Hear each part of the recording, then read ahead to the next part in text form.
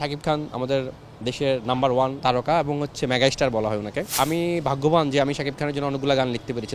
10-11টা গান already release হয়েছে। বসগিরি সিনেমায় 2টা গান ছিল, মন তোকে ছাড়া বোঝে না রে, আর এটা হচ্ছে ভালোবাসা ছাড়া বেঁচে থাকার কোনো মানে নেই। তো দর্শক, চ্যানেলে বিনোদনের সাথে আছেন বাংলাদেশের অত্যন্ত জনপ্রিয় একজন গীতিকার রবিউল ইসলাম জীবন ভাই, যার গান আমরা খুব আলোচিত সিনেমাগুলো দেখতে পাই। আমরা কথা বলবো এবং জানতে চাইবো কেমন যাচ্ছে তার বর্তমান সময়। কন্যা গানটি নিয়ে বর্তমান সময়ে খুব বেশি আলোচনায়। আসলে এই গানের ঘটনাটা একটু আপনার থেকে জানতে চাই। সবচেয়ে ধন্যবাদ জানাই প্রথমে দর্শক শ্রোতা যারা হচ্ছে কন্যা গানকে নিজেদের কন্যার মতোই আপন করে নিয়েছে। এটা আমার জন্য অনেক অসাধারণ একটা অনুভূতি। কারণ হচ্ছে এখনকার যে সময়, এই সময়টা এসে এরকম একটা গান হিট করা বা এরকম একটা গান মানুষের কাছে ছড়ানো কঠিন ব্যাপার। সেই কাজটা হয়েছে কন্যার মাধ্যমে, এবং যেটা আমি গানটাতে সাথে যুক্ত হই ইমরানের মাধ্যমে। ইমরান হচ্ছে গানটা সুর তৈরি করে আমাকে দেয় গানটা লেখার জন্য, এবং খুব কম সময় ছিল যে দ্রুত সময়ের মধ্যে গানটা দিতে হবে, এবং আমি মেসেজ সিন করতে না করতে 1 ঘন্টার মধ্যে আবার সে মেসেজ দিয়েছে, মানে খুবই কম সময়।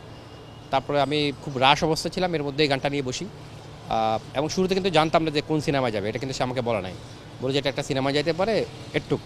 পরে তো গানটা লিখলাম হলো, এবং হচ্ছে জিন 3 সিনেমার সাথে গানটা যুক্ত হলো। তো গানটা আমার যখন আমি লিখছি, শুরু করেছি, শুরুর পরে লিখেছি, লেখার মধ্যে আমি একটা স্বপ্ন দেখতে পেয়েছি, এবং হচ্ছে যখন এটার কমপ্লিট লেখা হয় তখন মনে হচ্ছে যে না, কিছু একটা হয়েছে। এবং আমরা আলাপ করছিলাম বারবার যে এটা খুব ভালো একটা জায়গায় ইনশাল্লাহ যাবে। সাকিবিয়ান ভক্ত যারা আছেন তাদেরকে এন্টারটেইন করতে পারতেছেন, এই বিষয়টি আপনার কাছে কেমন লাগছে? অবশ্যই, কারণ হচ্ছে আমার মনে হয় শাকিব খান আমাদের দেশের নাম্বার 1 তারকা এবং হচ্ছে মেগাস্টার বলা হয় ওনাকে।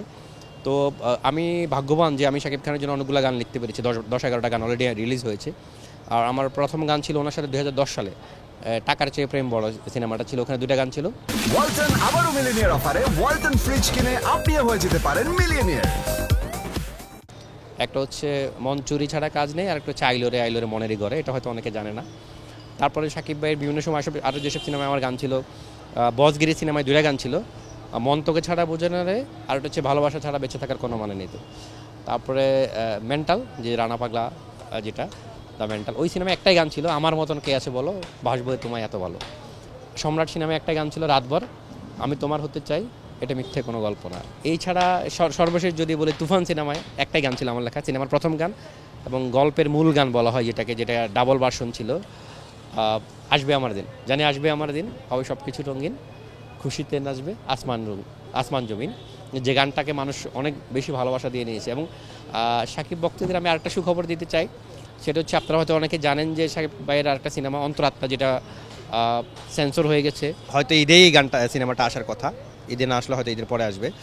এই সিনেমায় আমার লেখা 2টা গান রয়েছে, একটা হচ্ছে অন্তরাত্মা সিনেমার টাইটেল গান, এবং এটা গেয়েছেন বলিউডের অত্যন্ত জনপ্রিয় গায়ক জুবিন নটিয়াল, এবং সুর এবং সঙ্গীত করেছেন কলকাতার ইন্দ্রদীপ দাশগুপ্ত, যিনি শ্রেয়া ঘোষাল, অরিজিৎ সহ অসংখ্য জনপ্রিয় শিল্পের অনেক গানের কারিগর।